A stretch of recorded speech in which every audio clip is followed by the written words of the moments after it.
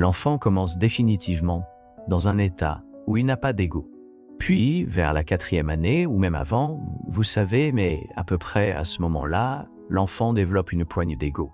Moi, mon enfant. C'est-à-dire d'abord une certaine identité avec le corps. Vous pensez que vous êtes au contrôle, n'est-ce pas?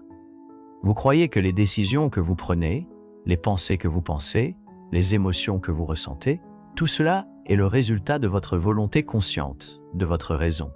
Mais que diriez-vous si je vous disais que c'est précisément l'illusion qui détruit votre vie? Que ce vous qui pense être aux commandes n'est qu'un masque et derrière cela, il y a quelque chose de bien plus profond, négligé et affamé d'attention? Je ne suis pas ici pour vous réconforter. Je suis ici pour vous confronter. Parce que si vous regardez cette vidéo, c'est parce qu'à un certain niveau, vous savez, vous sentez, vous savez que quelque chose ne va pas. Peu importe combien vous essayez de garder les apparences, peu importe combien vous vous dites que tout va bien, vous vivez dans la fatigue, l'anxiété, piégé dans des cycles répétitifs que vous ne comprenez pas. Peut-être que vous êtes trop dur avec vous-même. Peut-être que vous vivez à la recherche de l'approbation. Peut-être que vous avez tout ce que les autres considèrent comme un succès, mais vous vous sentez toujours vide. Savez-vous pourquoi? Parce que l'ego, cette construction fragile que vous appelez « moi » est aux commandes et vous éloigne de votre essence. Carl Jung ne voyait pas l'ego comme un ennemi, mais comme une partie limitée de la psyché qui croit qu'elle est plus grande qu'elle ne l'est vraiment. Lorsque vous croyez que l'ego est tout ce que vous êtes, vous entrez dans une prison invisible. Vous commencez à vivre pour une image, une personne, un personnage créé pour survivre aux attentes des autres. Dans ce processus, vous vous déconnectez de votre âme, de votre vérité, de votre ombre, de tout ce qui pourrait vraiment vous rendre complet. Vous commencez à vous adapter, à contrôler, à manipuler. Et vous appelez cela la maturité. Mais ce que vous faites vraiment, c'est éviter de confronter qui vous êtes vraiment. Et savez-vous quelle en est la conséquence? Des relations superficielles, de l'auto-sabotage, des crises existentielles, une peur constante de l'échec, d'être rejeté, de ne pas être à la hauteur. Tout cela est un symptôme d'un ego gonflé et en même temps terriblement fragile. Mais aujourd'hui, je veux vous montrer ce que Jung voyait derrière cette structure illusoire. Dans cette vidéo, nous allons réaliser une autopsie de l'ego. Nous allons déchirer cette couche de mensonges que vous vous êtes raconté et à la fin, peut-être, juste peut-être, vous commencerez à comprendre qui vous êtes vraiment. Êtes-vous prêt pour cela? Car ce qui vient ensuite ne sera pas confortable, mais cela pourrait changer votre vie. Avant toute chose, nous devons comprendre clairement à quoi nous faisons face. Pour Carl Jung, l'ego n'est pas le vilain, mais il n'est pas non plus un héros. C'est en fait le centre de votre conscience, le point de référence par lequel vous dites « je suis ». Mais voici le problème, l'ego croit qu'il est tout. Et lorsque vous le croyez aussi, vous limitez votre existence à ce qui est visible, contrôlable et sûr. L'ego est la partie de l'esprit qui construit votre identité sociale. Il choisit ce qu'il faut montrer au monde, ce qu'il faut cacher, ce qui est acceptable à ressentir ou à désirer. Il édite votre histoire, manipule vos souvenirs, distord vos émotions, tout cela pour maintenir un récit cohérent, mais cette cohérence a un coût très élevé. Vous devez amputer des parties de vous-même pour correspondre à l'image idéalisée que l'ego a construite. Depuis votre enfance, on vous a appris à vous façonner à réprimer colère, tristesse, envie et peur, à sourire quand vous vouliez pleurer, à obéir quand vous vouliez crier, à être celui qu'il s'attendait à ce que vous soyez, même si cela signifiait trahir qui vous étiez, vraiment. Et qui était en charge de ce processus? L'ego, il a été créé pour vous protéger de la douleur, du rejet et de la honte. Mais en cours de route, il a oublié qu'il n'était qu'un messager et a commencé à agir comme le roi. Jung a dit que l'ego n'est qu'une petite île dans l'immense océan de la psyché, une fraction minuscule de votre totalité. Et pourtant, c'est lui qui décide de ce qui est juste ou faux en vous. C'est lui qui juge, compare, sépare et s'accroche à des étiquettes comme « je suis comme ça ». Cela n'est pas pour moi, mais rien de tout cela n'est vrai. Ce ne sont que des conditionnements. L'ego ment et il le fait tout le temps. Il dit que vous êtes indépendant, mais vit pour l'approbation. Il dit que vous êtes rationnel, mais craint d'être exposé. Il dit que vous êtes fort, mais ne supporte pas la critique. Il dit que vous êtes unique, mais passe ses journées à essayer de s'intégrer. Et la partie la plus cruelle. Il vous convainc que tout cela est de la liberté. Vous commencez à confondre personnalité et essence. Vous commencez à penser que vos réactions automatiques sont votre nature. Mais l'ego n'est pas votre âme. C'est juste un mécanisme. Utile, oui, mais profondément limité. Lorsque vous le confondez avec votre véritable moi, vous entrez dans une bataille interne sans fin. Plus vous vous identifiez à l'ego, plus vous ressentez la peur de perdre le contrôle. Peur de faire des erreurs, peur de paraître faible, peur de ne pas être à la hauteur, peur de ne pas être aimé. Et cette peur est précisément ce qui maintient l'ego sur son trône. Mais il y a quelque chose d'encore plus profond. Car l'ego, pour conserver son pouvoir, doit constamment se protéger. Et comment fait-il cela? C'est là que la persona et l'ombre entrent en jeu. Dans la prochaine partie, nous allons explorer comment l'ego crée des masques pour survivre et comment ces masques suffoquent votre authenticité. Si ce contenu résonne en vous, n'oubliez pas de vous abonner et d'activer la cloche de notification pour ne rien manquer. Merci pour votre soutien. Vous n'êtes pas qui vous pensez être, du moins pas entièrement. La majeure partie de votre identité a été construite comme un bouclier, un rôle que vous avez appris à jouer pour survivre émotionnellement, socialement et psychologiquement. Ce rôle a un nom, persona. Carl Jung se réfère à la persona comme le masque que nous portons devant le monde. C'est le visage social de l'ego, ce que vous montrez pour être accepté, admiré, aimé. Et soyons honnêtes, nous portons tous des masques. Dès votre jeune âge, vous avez appris que certaines parties de vous-même étaient peu commodes, que montrer de la colère était mal, que ressentir de l'envie était laid, que pleurer était une faiblesse, que désirer trop était égoïste.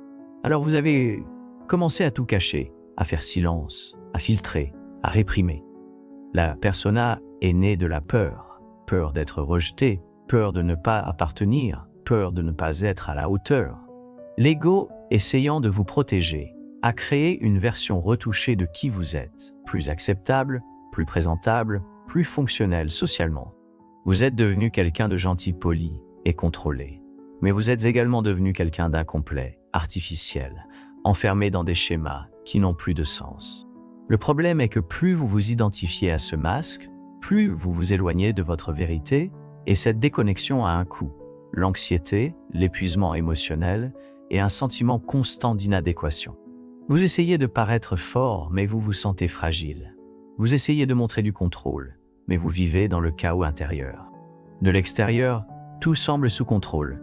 À l'intérieur, un cri étouffé. Et savez-vous ce qui est pire? Vous ne le faites pas consciemment. Vous croyez que ce masque qui vous êtes vraiment. Alors, l'ego remplit sa fonction la plus insidieuse. Non seulement il cache vos blessures, mais il vous convainc aussi qu'elles n'existent même pas.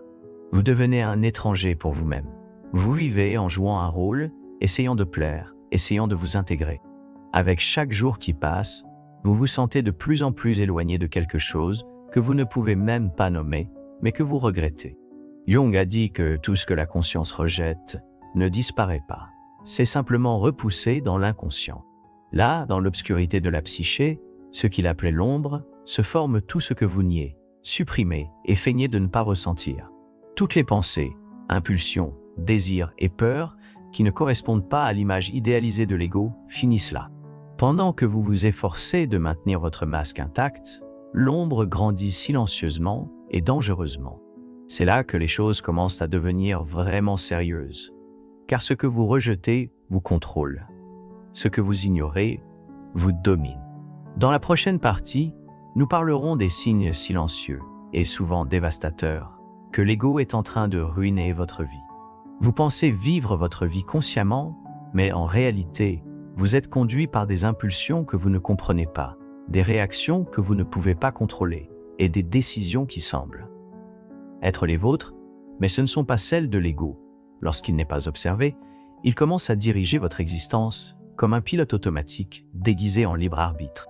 Il crée des justifications parfaites pour des choix autodestructeurs, déguisant les insécurités en force et transformant la peur en arrogance. Vous l'acceptez, pensant que c'est normal, mais ce n'est pas le cas. Vous voulez savoir si l'ego détruit votre vie. Observez vos schémas. Cherchez-vous constamment l'approbation? Avez-vous besoin que les autres reconnaissent ce que vous faites? À quel point vous travaillez dur, combien vous endurez. Ce n'est pas de la force, c'est une dépendance émotionnelle déguisée. L'ego a désespérément besoin d'être validé, car sans reconnaissance, il se sent menacé.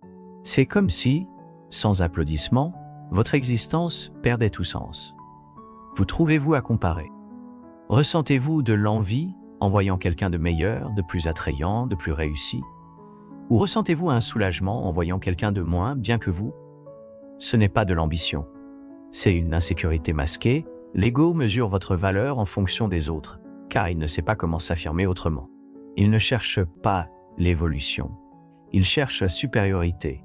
Avez-vous peur de faire des erreurs? Restez-vous bloqué entre des milliers de possibilités sans jamais choisir? Ce n'est pas de la prudence, c'est l'ego, terrifié à l'idée de paraître faible, imparfait ou ridicule.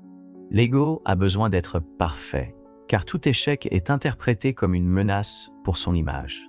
Avez-vous l'impression de devoir toujours avoir raison, d'avoir besoin de clore la discussion, de prouver votre point de vue, de gagner le débat? Ce n'est pas de la logique, c'est l'ego qui essaie de protéger l'illusion de contrôle. Quand quelqu'un remet en question vos idées, l'ego l'interprète comme une attaque contre votre identité. Il préférerait perdre des relations plutôt que de perdre l'argument. Vous vous auto-sabotez, refusez des opportunités, repoussez les gens ou retardez des décisions importantes? Ce n'est pas de la malchance, c'est l'ego effrayé par l'inconnu. Grandir, changer, se transformer exige de vous débarrasser des certitudes que l'ego a construites. Et il préfère un enfer familier à un paradis incertain. Ce ne sont là que quelques signes. Il y en a beaucoup d'autres, des relations superficielles, une incapacité à demander de l'aide, des rancœurs non résolues, une tristesse vague, sans cause apparente. Tout cela est l'ego en action, sabotant silencieusement votre paix, votre amour-propre et votre liberté. Plus vous alimentez ce système, plus vous vous éloignez de votre véritable essence. Vous devenez prisonnier d'une fausse version de vous-même. Mais voici la vérité la plus douloureuse. L'ego n'a aucun intérêt pour votre bonheur.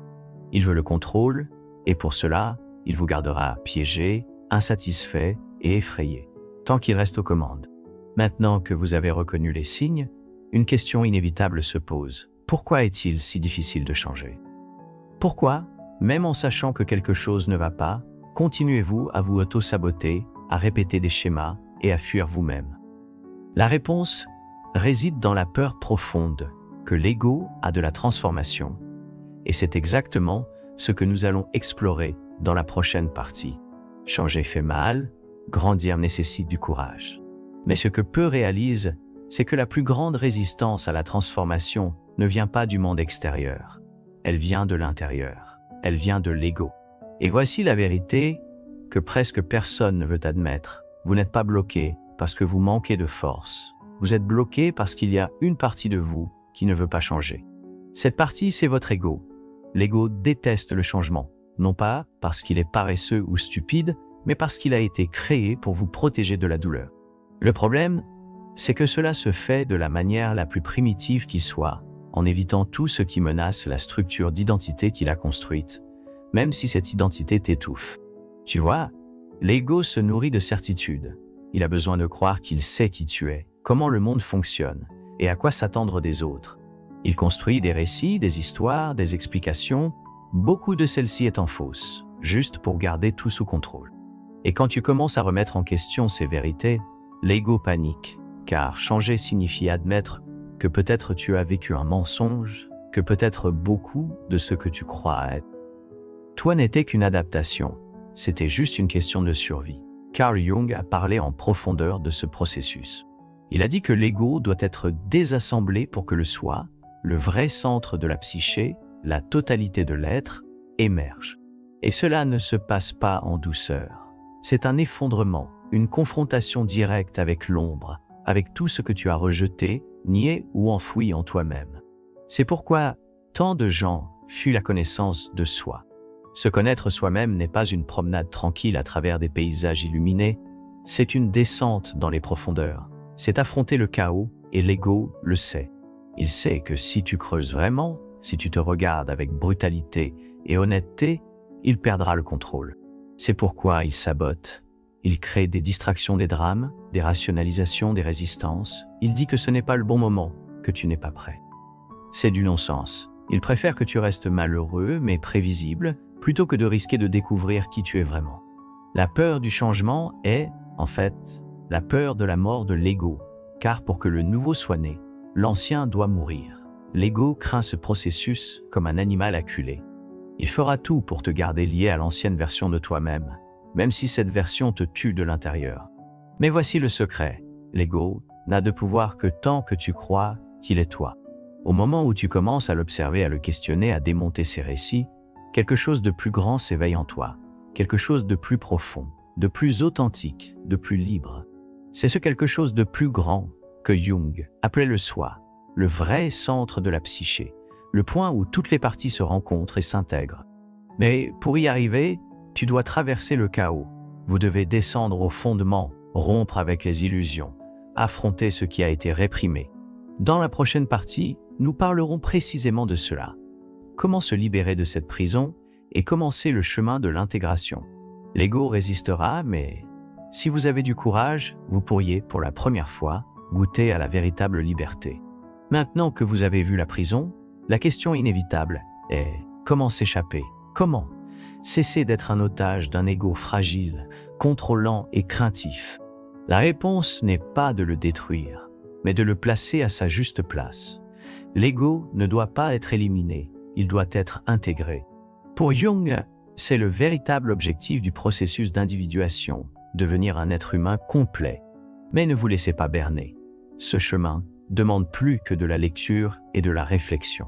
Il exige une confrontation directe avec ce que vous avez évité toute votre vie, car tout ce que vous avez réprimé, vos traumatismes, vos blessures, vos émotions non résolues, est vivant en vous. Ils ont simplement été repoussés dans l'inconscient, où ils agissent comme des forces invisibles. Tant que vous ne les mettrez pas en lumière, vous continuerez à vivre en pilote automatique, répétant des schémas que vous ne comprenez pas, sabotant vos propres pas. Le premier pas consiste en un auto-questionnement brutalement honnête. Arrêtez de vous cacher derrière des justifications. Demandez-vous, qui suis-je sans les rôles que je joue? Qui êtes-vous quand personne ne regarde?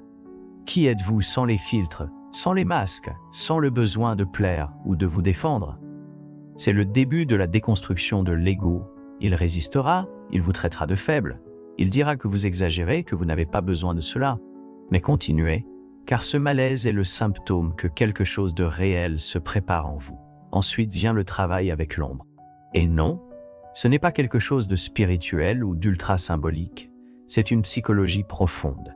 C'est reconnaître que vous ressentez de la colère, de l'envie, de la jalousie, de l'orgueil, un besoin d'affection, de la vanité, tout ce que vous avez été conditionné à réprimer. Voici le point clé. Votre ombre n'est pas votre ennemi, c'est une partie de vous qui a été abandonnée. Tout ce qui est rejeté finit par se venger sous forme d'impulsions incontrôlées, de comportements autodestructeurs et de sabotage invisible. Vous devez apprendre à dialoguer avec votre ombre, à l'embrasser sans jugement, à écouter ce qu'elle veut dire. C'est le portail vers votre énergie vitale, votre créativité, votre vérité émotionnelle. Ignorer cela, c'est comme vivre avec une âme à moitié.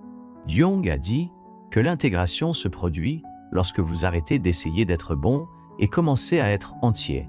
Lorsque vous embrassez non seulement la lumière, mais aussi l'obscurité, de cette rencontre naît quelque chose de nouveau, le soi. Un centre plus profond que l'ego, plus sage et plus calme, une présence intérieure qui n'a pas besoin d'approbation, de comparaison ou de contrôle, parce qu'elle est simplement là et c'est suffisant. Mais comment cultiver cette connexion?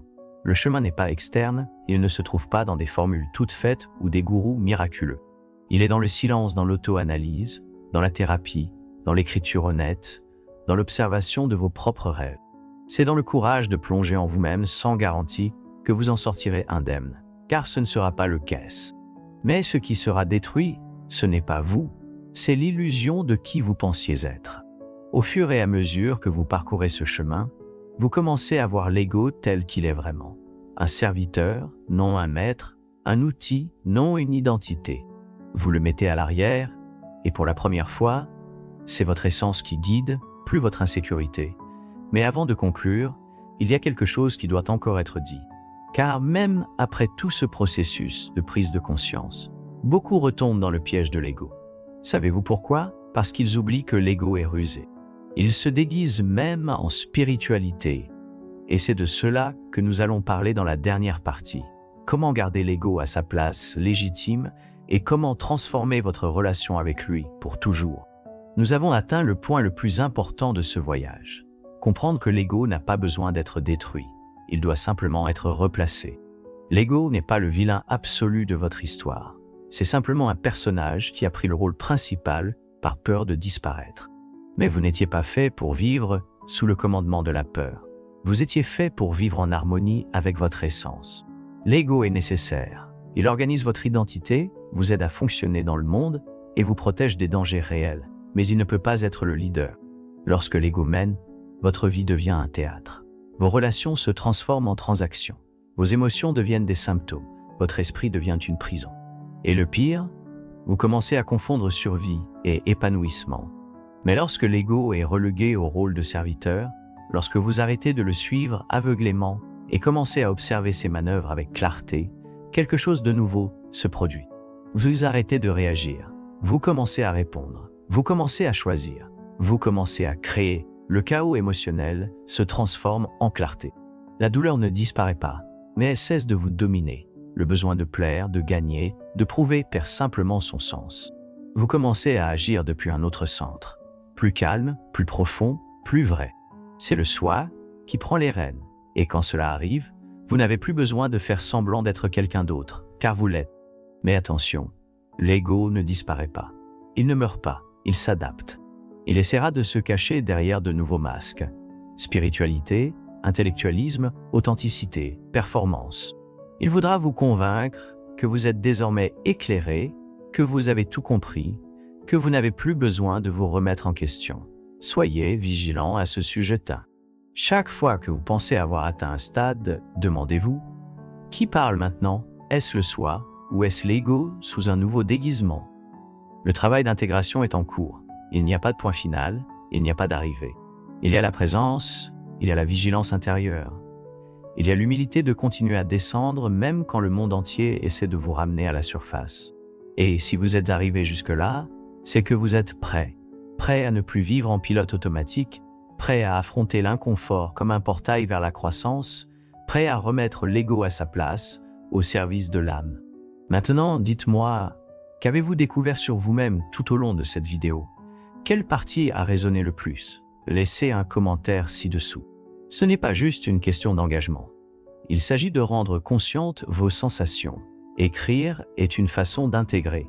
Et n'oubliez pas, si cela a fait sens pour vous, continuez à regarder la prochaine vidéo. Elle est tout aussi importante que celle-ci. Le voyage ne s'arrête pas ici. En fait, il ne fait que commencer.